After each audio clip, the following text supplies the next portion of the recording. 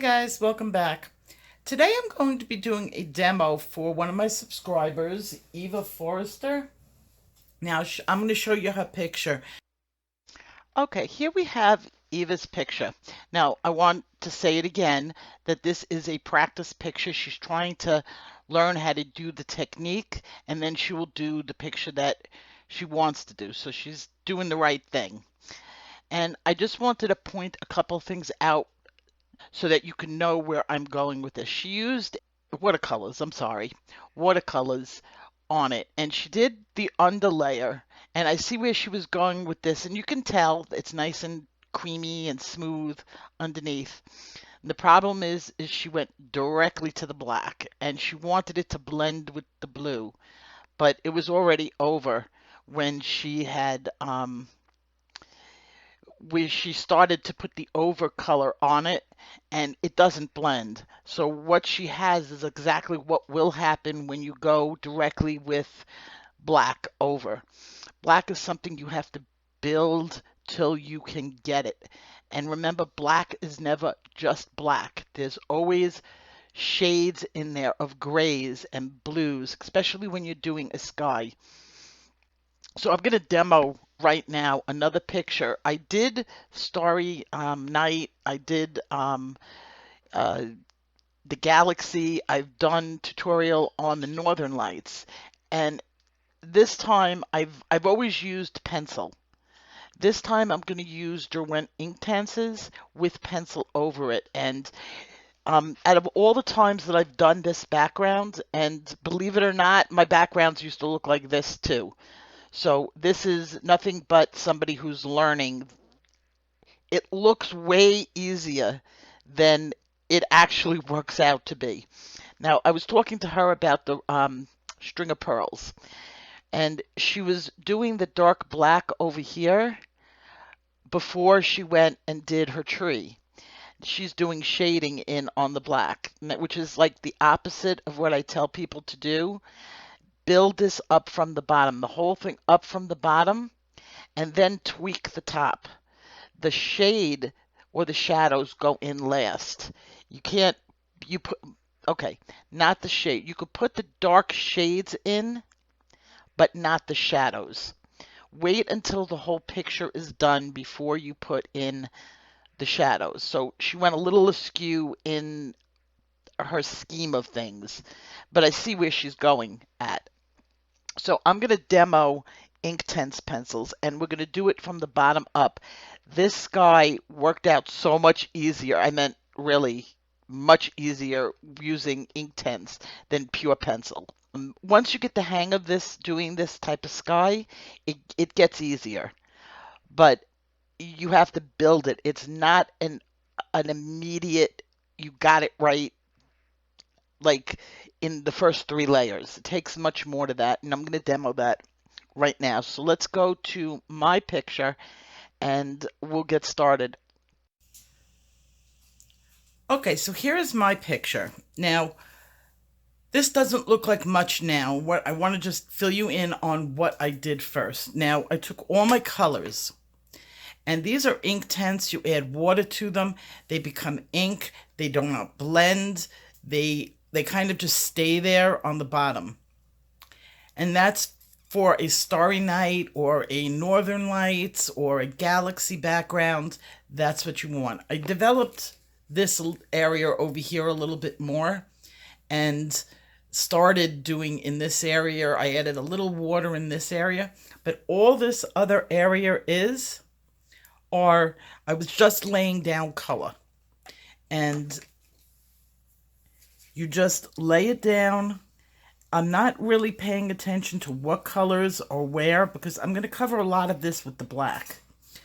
And even if you lay two colors next to each other that form mud, like orange and green, right in this area over here, it's going to turn brown when I add the water. There's going to be mud on the page, but there's going to be enough bright color, and it's not going to even matter in the least because at the end you're going to end up with this, which is Starry Night. Or not Starry Night, it's Galaxy. So I only did the bottom because it takes a long time to do your bottom layer, and nobody needs to sit there and watch me color in a bottom layer of anything. The fun starts at the top. So here I have lots of ink tints on my paper. Now, when I say ink tints, I might as well be using watercolor. The only reason I don't have the watercolor out and did it in watercolor is because my daughter has my watercolor pencils and she's in the middle of something. I didn't want to take the pencils away. So I just did circles close enough that the ink is going to run. This would be the same thing. The watercolor would run next to each other. So that's how much you build up your layer. I don't want to really damage my tooth. I did it lightly. I wasn't scrubbing. I was watching television tonight, and by the time I looked down and up, it was done, like my whole bottom layer. So it's really a non-stressful, the less you think about it, the better. Now I'm going to take a brush of water, okay? And I'm going to, in this case, I'm going to dab it on here. Okay, I want to blend up some of these lines, and I want to get that brightness that comes with the ink tints. But what I don't want to do is get it really smooth, because really the sky isn't smooth.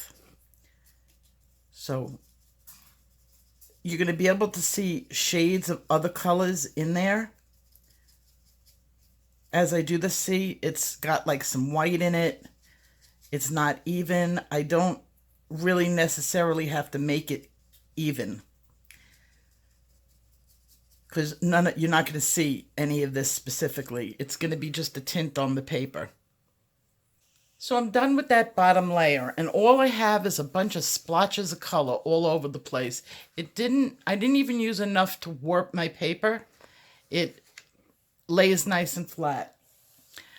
Now I'm going to go in and I'm going to pretend this layer does not exist.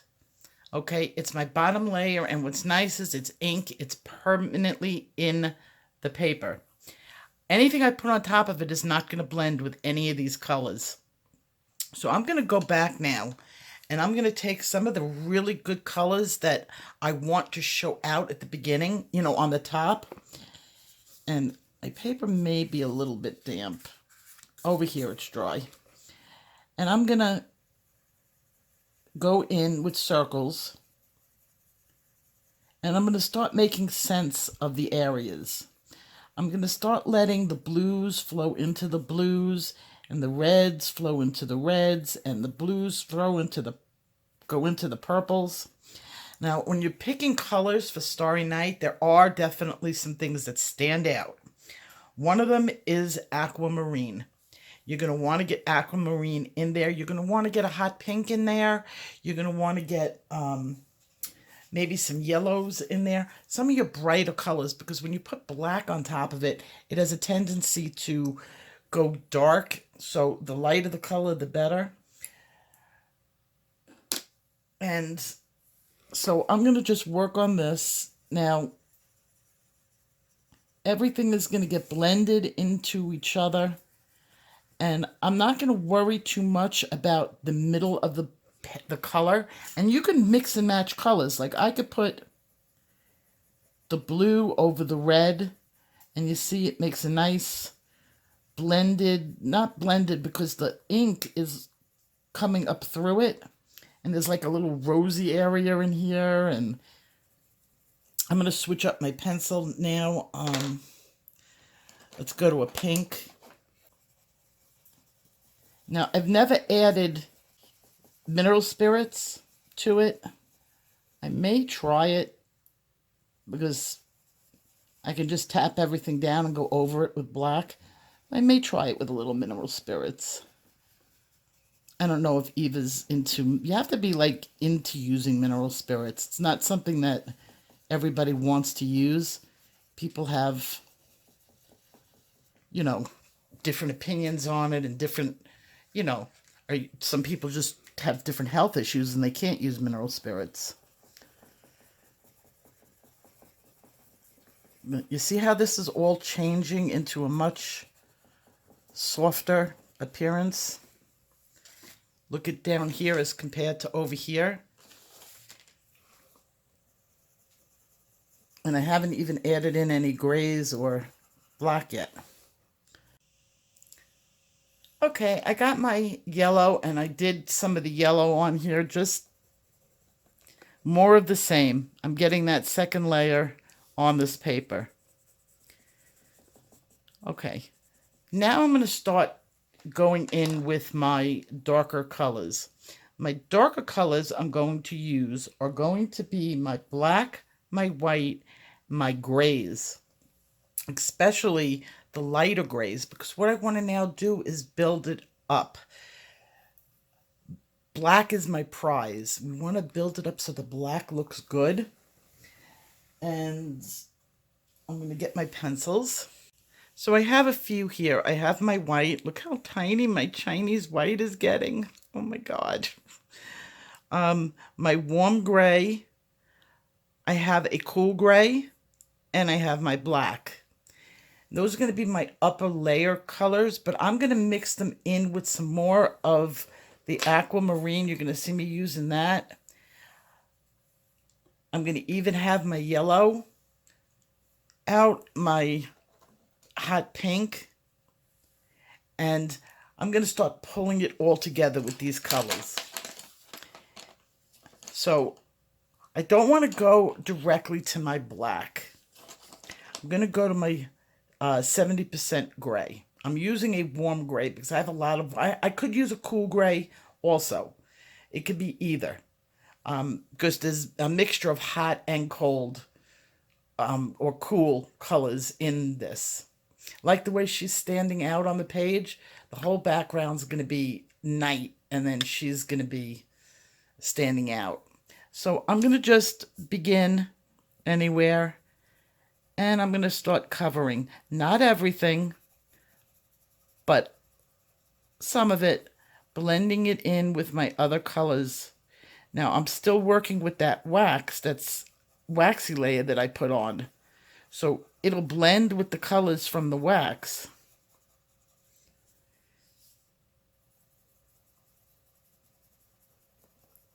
And see, I'm not completely covering up the other colors, but they're just becoming part of the whole picture. They're not going to be blotches. They're going to be like the undercolors, like you see over here, the sparkle.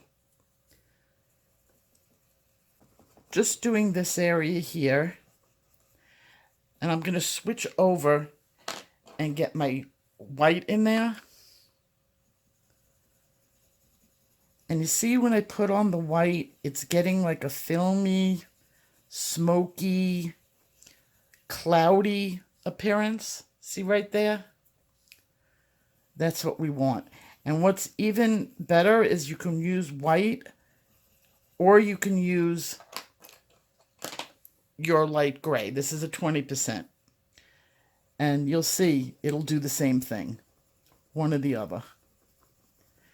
In areas that I go really dark and I don't want the light to show that much, I can use the gray. We're building this up so that when I touch this paper with the black just seems like it belongs there. Yet my colors are all still there. Now I'm going to go to my black. I'm going to take my black and I'm going to make sure I build it. I'm not going to plop it down right in the middle of there. I'm going to slowly work my way there, seeing where I can darken things up because I want to keep that blended. And I don't want to make hard marks on it. And I can go in a little lighter. Make sure things are shading properly. Because you don't want to form any of these rings. You want it all kind of blended in together. It's still a little ringy up there, but I haven't gotten to that part yet. go back in, brighten up a little bit of the pink in some areas, and then back with my black. I'm working very lightly now, trying not to varnish the paper.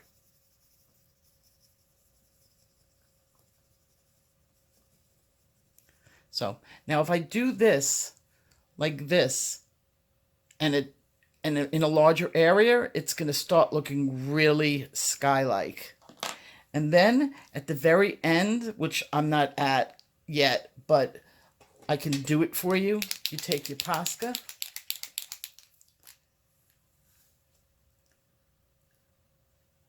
different sizes, a couple of dots, a little larger dots, larger, some dots, a solar system, maybe a little squiggle. You never know what's going to be flying through. This is my favorite part of it because it really makes it look starry.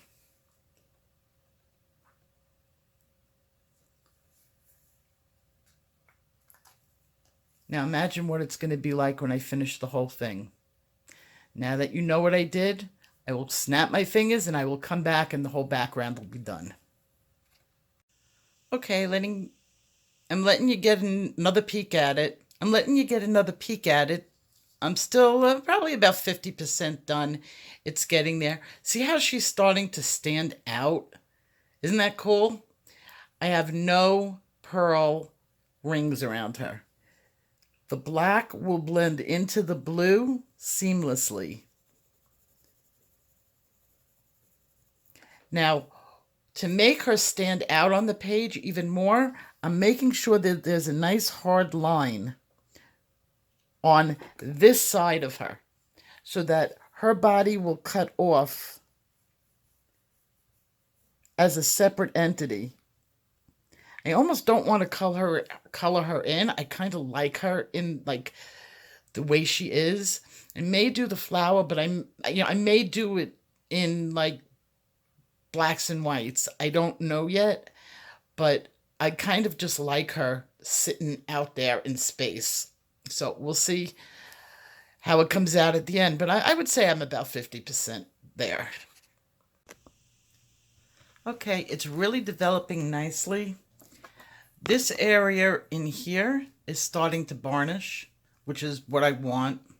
I still haven't really worked on up here yet, but the down level, I'm hoping to finish the down part by today.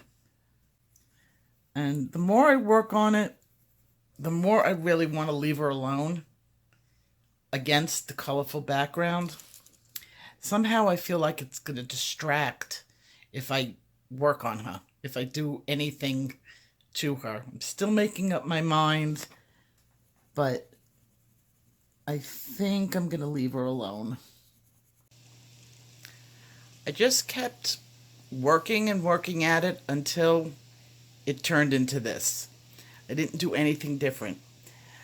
I think I'm happy with the way the background is. I may darken it up there, but I may not.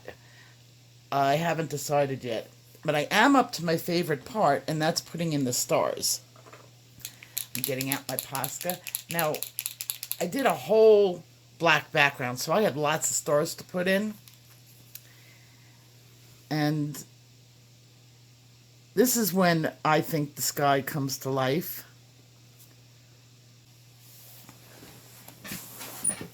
You know, people put in comets and stuff. I'm kind of just happy with just little stars and maybe a little jut or two of something moving.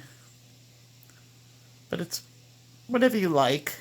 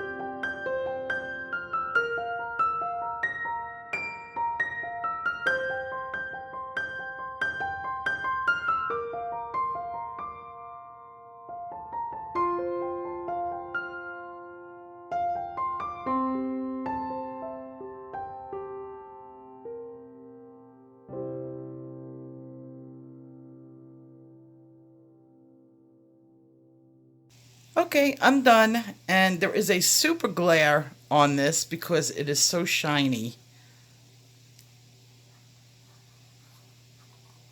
You see it? So I'm happy with it. I add just that little bit in the face, in the hair, and it's ready to go. This is another one my dad will hang up in his room. So I will see you in my next video. Take care.